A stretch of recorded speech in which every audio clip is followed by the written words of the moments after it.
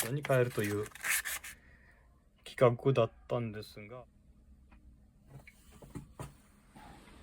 現在2時45分を回りました。まずこの包丁ですが、この包丁はヤフオクで一番多く出品されるサイズの刃渡りが15センチです。次に紹介するの、道具の紹介ですが、ほとんど、いや全てホームセンターで購入したものです。まずタガネ、ハンマー、そして布やすり40番です。これは使うかどうか分かりません。次100番、次に150番、次に400番、一番細かいものです。そして耐水ペーパー320番、800番、1500番、最後に一番細かい2000番です。そして極めつけがこの鏡面職人。これは磨き粉のようなものですが、別に磨き粉でも構いません。これは刃物店で購入したものですが、もちろん通販でも販売しております。それからですね、順番なんですが、まずこの一番粗い40番をいきなり使いますと、このサビ包丁に深い傷が残る可能性があります。深い傷が残れば後が厄介です。できるだけこの一番粗い40番は使いたくありません。でもどうしてもサビが取れない時はやむを得ず使うしかありません。その時は覚悟を決めます。もう一つ言い忘れたことがあるんですが、このサビ包丁はこういう状態ですとヤフオクでだいたい500円、送料込みでも1000円程度で出品されている場合があります。それでは作業に入っていきたいと思います。それでは作業に入ります。まずこの柄の部分はもう廃棄するしかありません。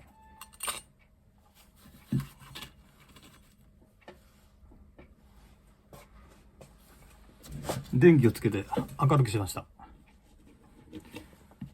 でこのまず長刃です。包丁の柄の中に入る部分ですが、ここは一番、傷ついても別に大丈夫な部分なので隠れる部分ですから、ここに傷が残っていても全く問題ありません。でこのくっついてる厄介なサビの塊を取り除きたいと思います。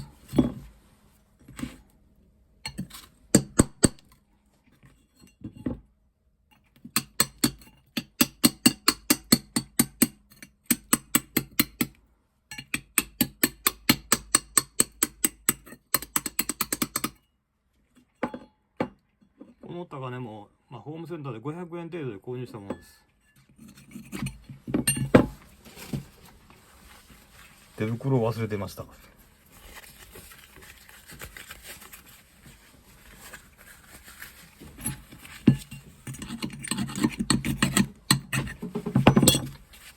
一番粗い400番のペーパーでサビ落としをします。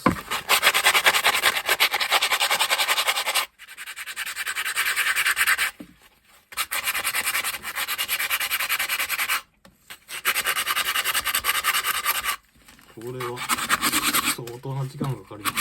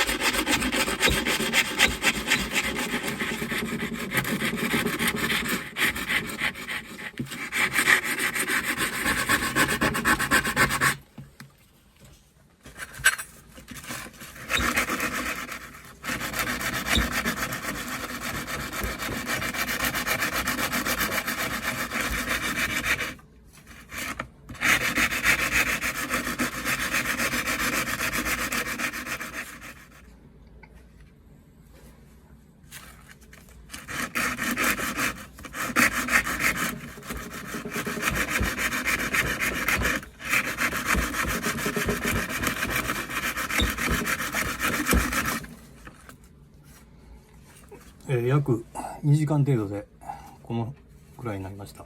錆び跡が少し残っていますが、絵の焼き入れをするときに黒くなったら分からなくなると思いますので、とりあえず中子の部分はこれで終了します。次に本体に入ります。まずはあまり傷がつかないように、150番から入っていきます。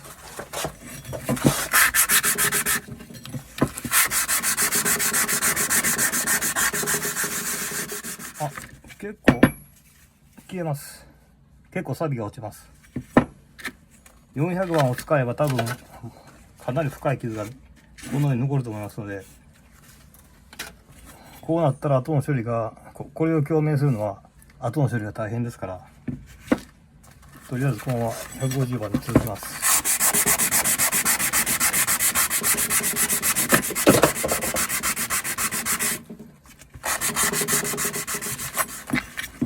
この作業が時給に換算すればいくらになるのかはヤフオクの落札価格で分かります。ただ後にその動画も投稿したいと思います。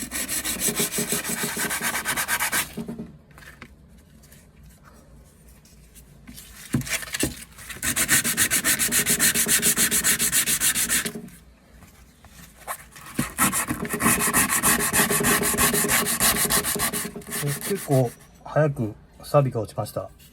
30分もかかっておりません。この中子の部分があまりにもひどすぎたんだと思います。これは大変でした。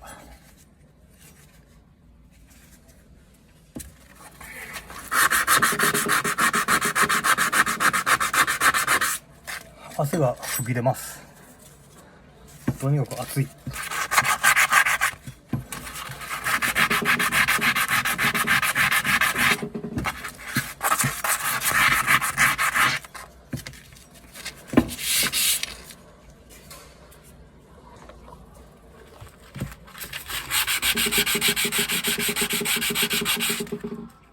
錆び跡が落ちません。もう仕方ないので、使いたくなかった一番粗い40番を使います。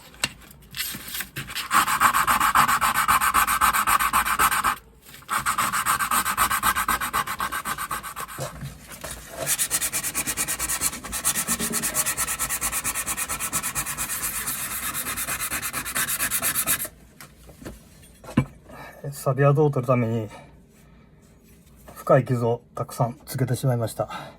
ここからは大変です。中子どころではありません。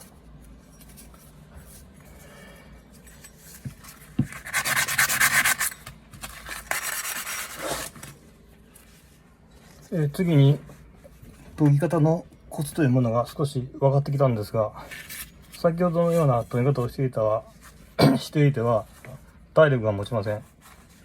体も筋肉痛になって腱鞘炎を起こしてしまいます。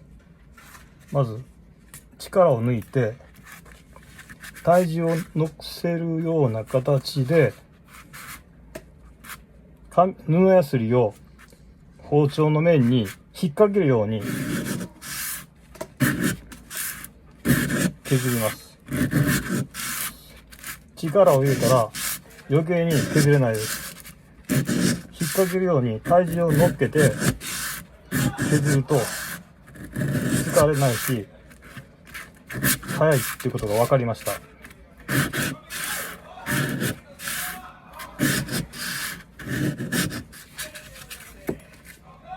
で、この背中を研ぐ時も引っ掛けるように体重をかけて力を入れないで引っ掛けるようにして、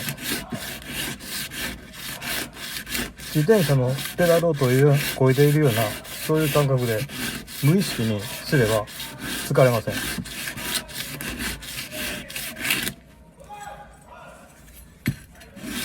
しかも早く削れます。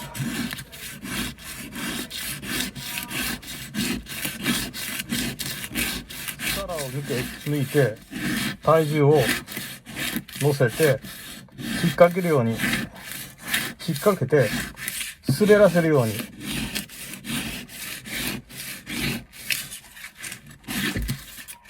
とにかく引っ掛けるつもりで研ぐと早いです。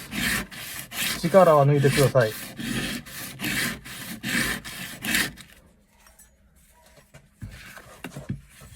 もう一度いきます。力を抜いて脇を締めて、脇が締まっている状態です。今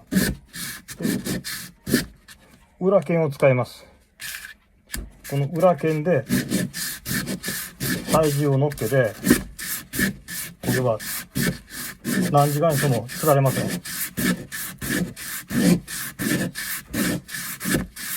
これが疲れないという研ぎ方です。疲れない削り方です。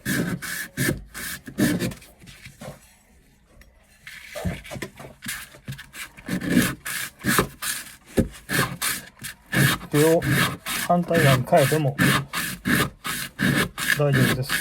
同じ感覚でできます。とにかく体重を乗せて引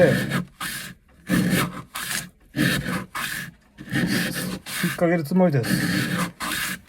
力を入れてこすったら余計に遅くなります。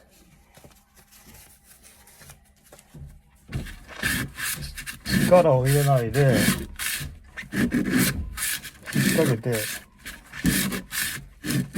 とにかく体重を乗せてください。そうすれば早いです。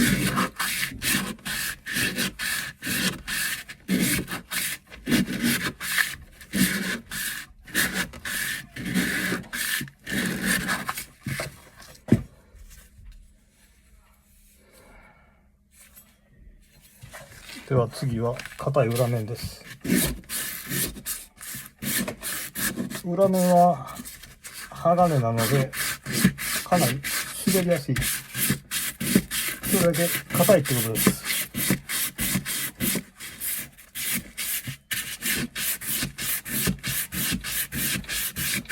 裏面の表面は多分無理です。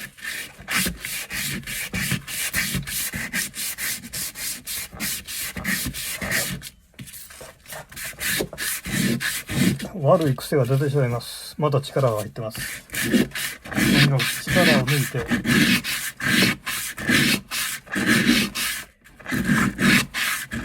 かけるこの布やすりを包丁に引っ掛けるように力を入れる。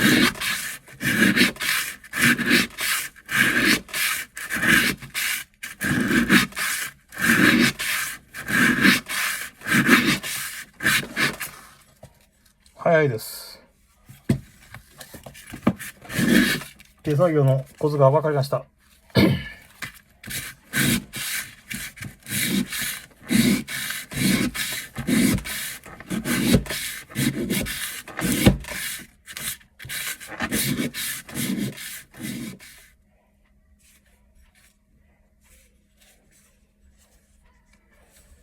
まだまだ先は長いです。次は刃の面を作ります。この辺が不格好なので潰します。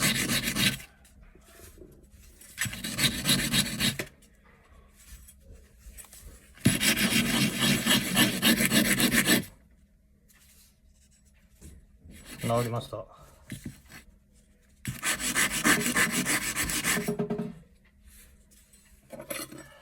次に刃の形を全体の形を整えたいと思います。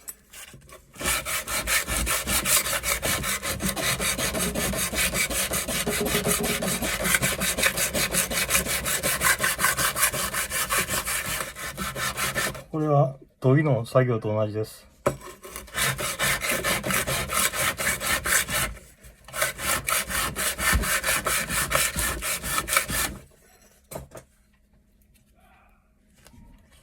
だいたいこの辺で置いておいて次の作業にかかります。で、次は150番です。これも同じように力を入れずに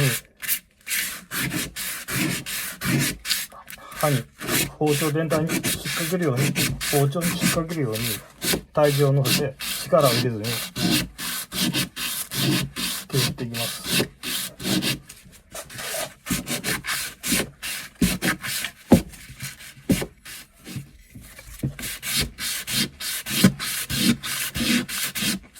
やはり裏面は硬いので引っかからないです。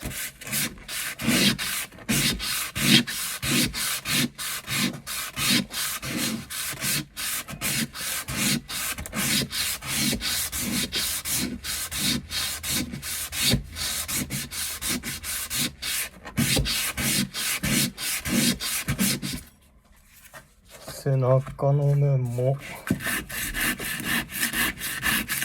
力を入れずにかけるように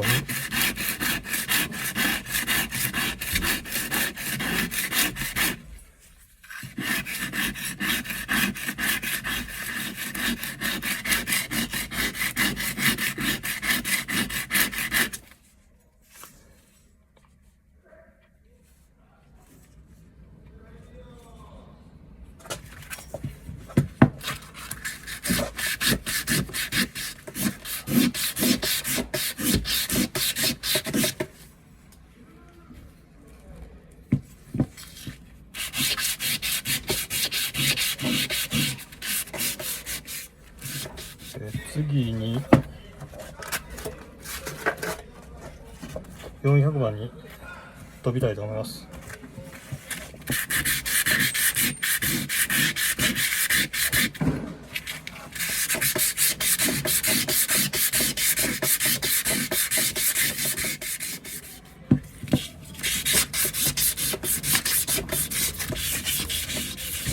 400番も引っ掛けるように、引っかかりにくいですが、引っかかるようにできるだけ体重を乗せて、自分の体重を乗せるように力を入れないで、引っ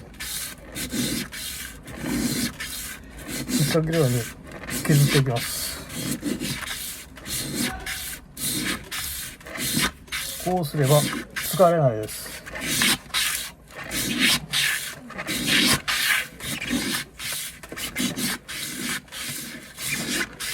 作業が楽にできます。力を絶対に入れてはなりません。だらだらだらだら削るのがコツです。だらだらしても怠けても削れます。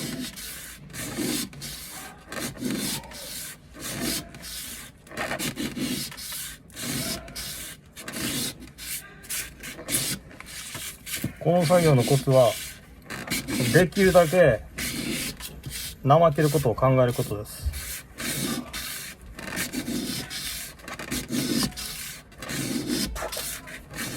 とにかくダラダラすればするほど綺麗に削れます。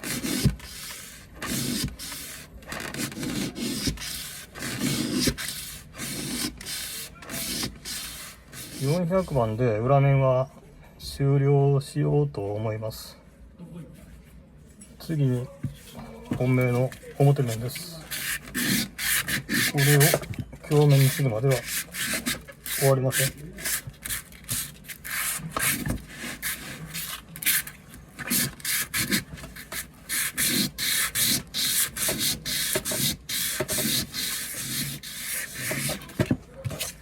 このペースだと終了までにスタートから終了まで6時間はかかると思います。最低でも。もうすでに4時間以上経過します。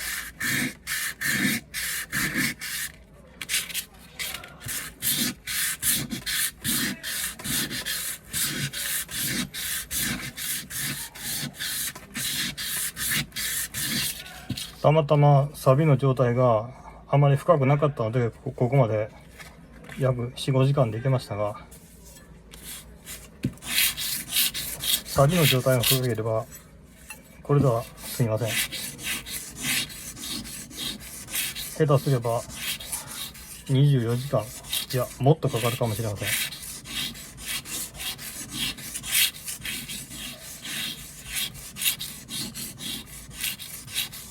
もう錆跡が深いものは廃棄処分ということです。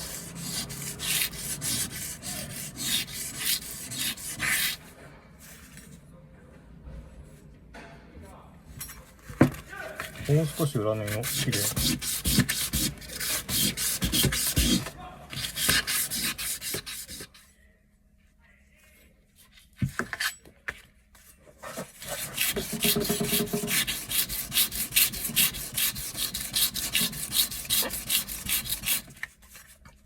この背の部分は結構早いです。面積が小さいので早く削れます。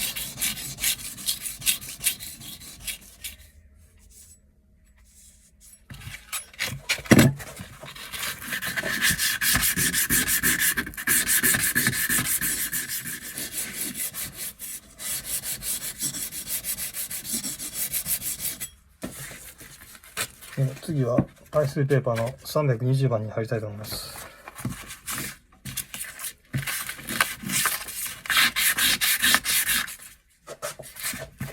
耐水ペーパーはちょっと滑りますので小さくします。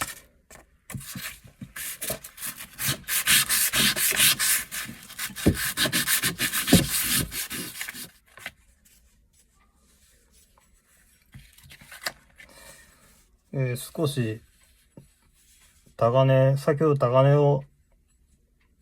で削った錆跡の部分のへこみが若干目立ちます。あとも多分320番は早いと思います。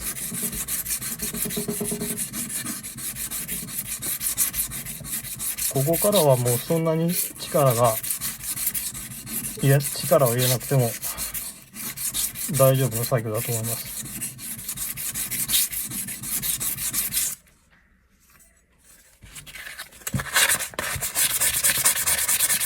上から撫でるように押した方が早いかもしれません。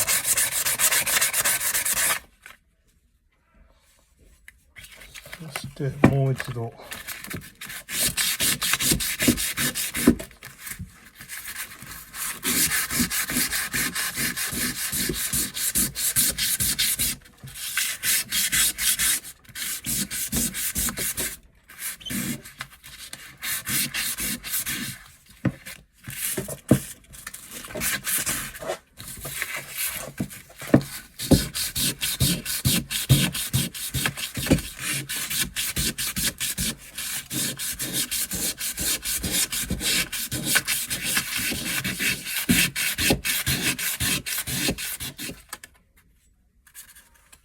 次にいよいよ800番に入りたいと思います。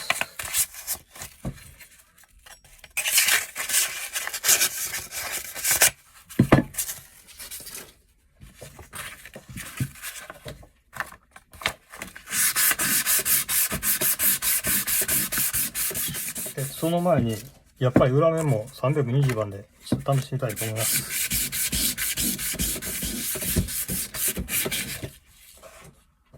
あまり変わらないのでやめます。800番いきます。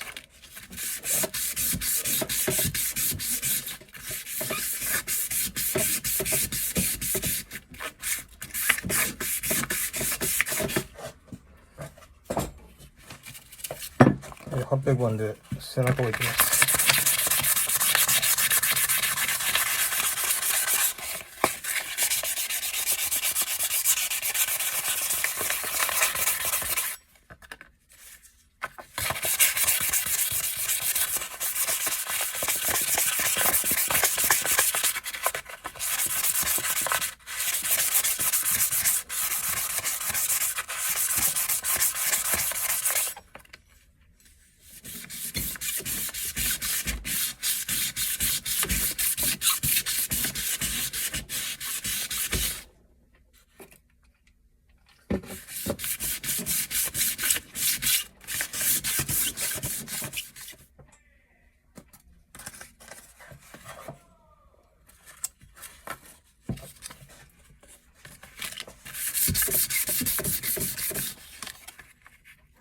はり鏡面に近いです。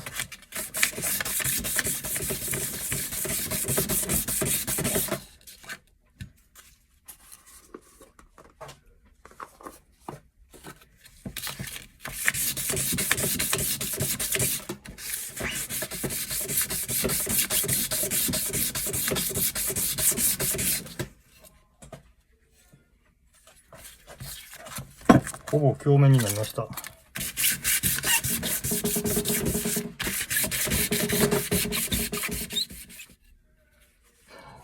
次は1500番いきます。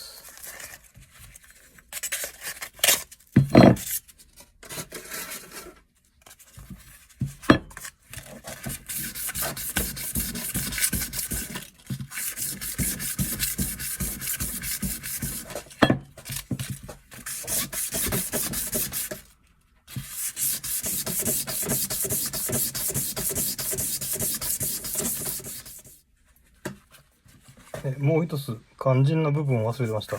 ここです。ここは400番をまず丸めて、ここは40番ですね。ここは一番粗い40番を丸めて削っていきます。ここは意外と早いです。そんなに力もかからないです。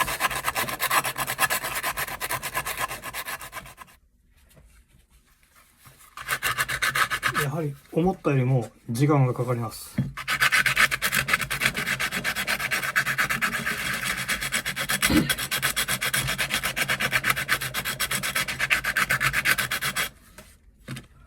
次に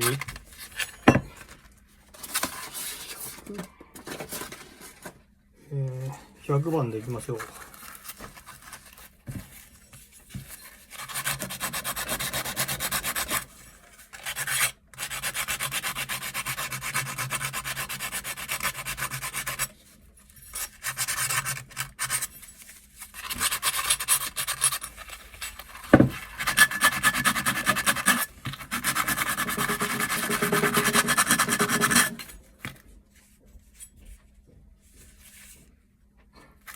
次に150番。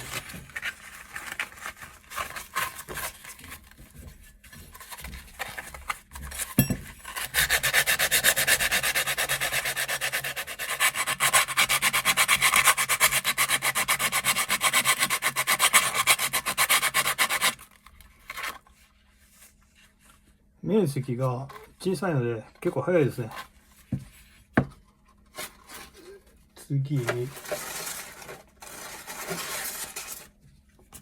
先ほどの320番。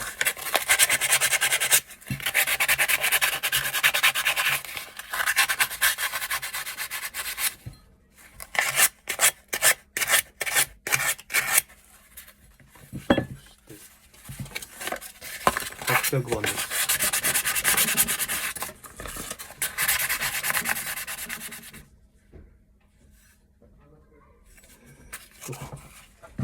縁がちょっと傷ついてしまいましたので、もう一度800番でやり直しです。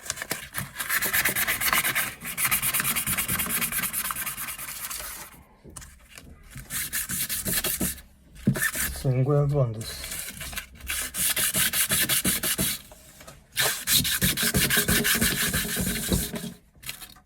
少し水をつけた方が綺麗かもしれません。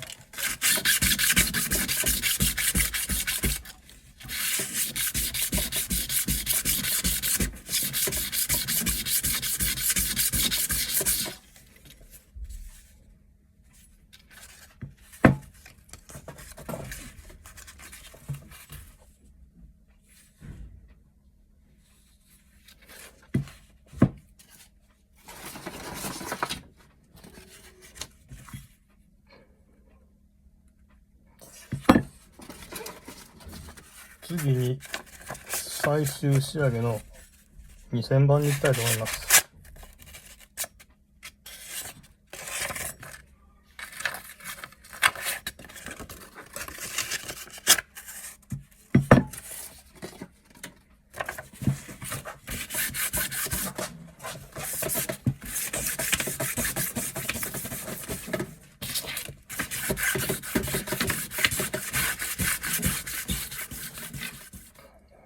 買ってきました。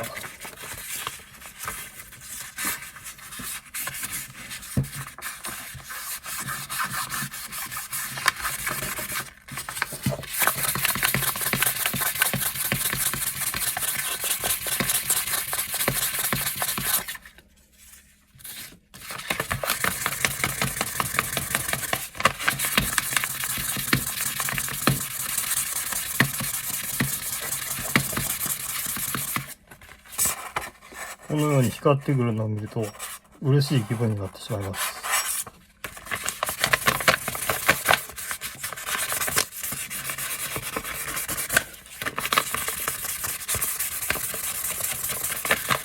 次に鏡面職人を使います。これが鏡面のラストです。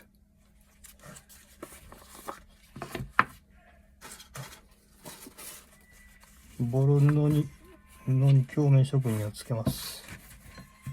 そして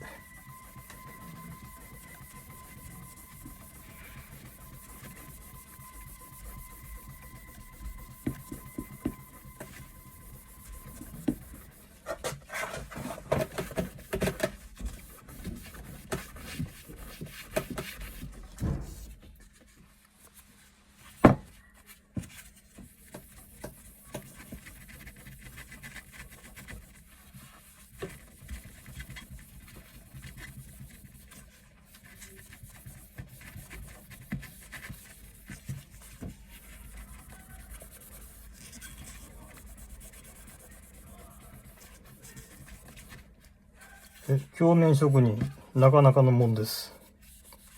これはいい。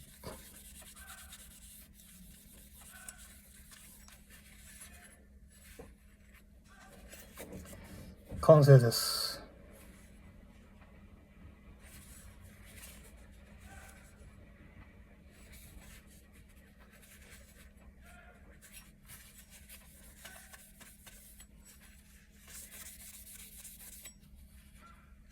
裏面もちょっと試してみましょう。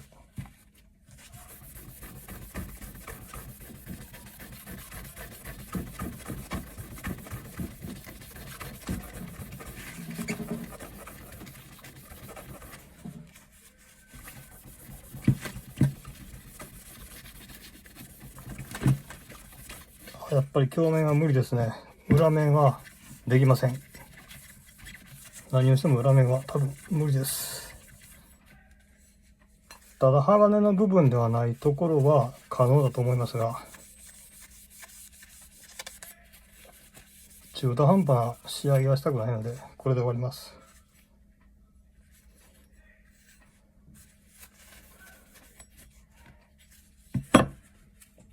今日までのまとめですが、まずこういう企画を考えたのは、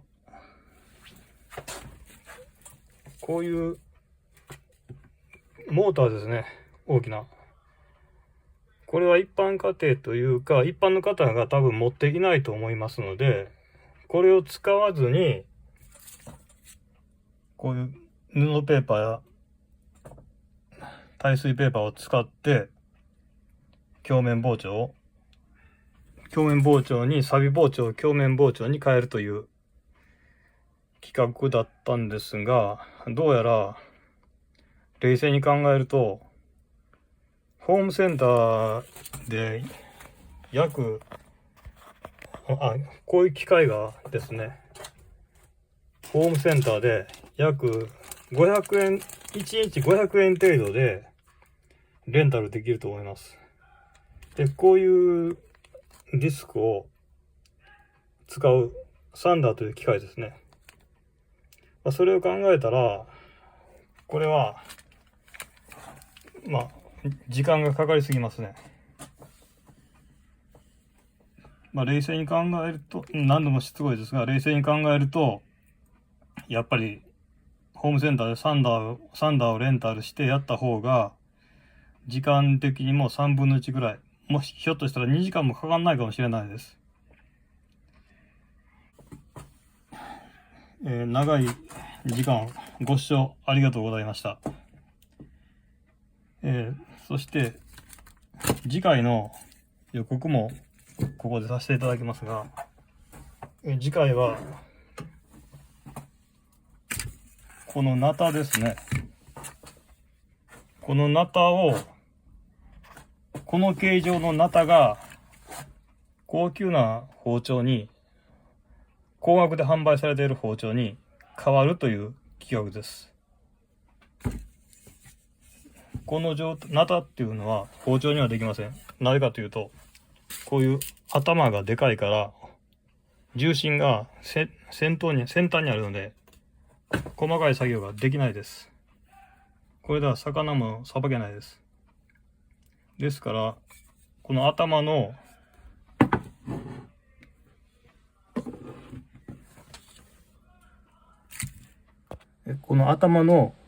重たい部分をカットします。そうすれば包丁らしい形と使いやすい、重さになります。興味のある方は、次回をお楽しみにチャンネル登録をお願いします。